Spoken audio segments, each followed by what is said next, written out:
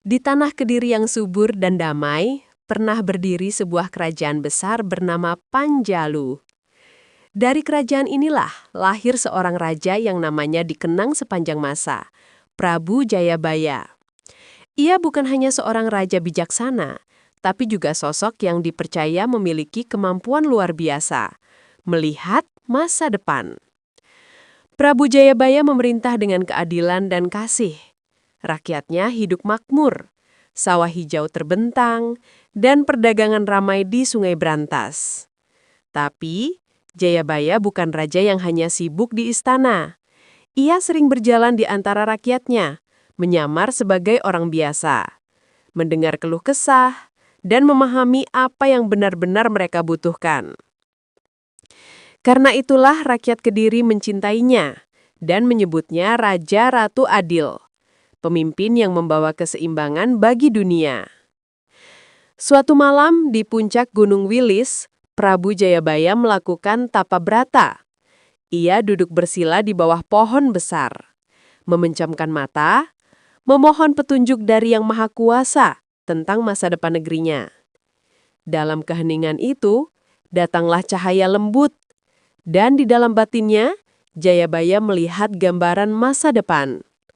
Zaman di mana kejujuran disingkirkan, orang baik dianggap bodoh, dan orang tamak justru dihormati.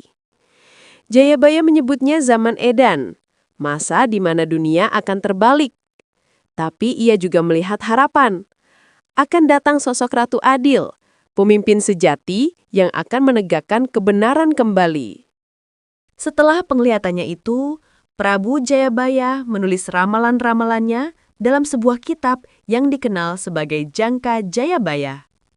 Ia menulis bukan untuk menakut-nakuti, tapi untuk mengingatkan manusia agar tidak kehilangan hati nurani.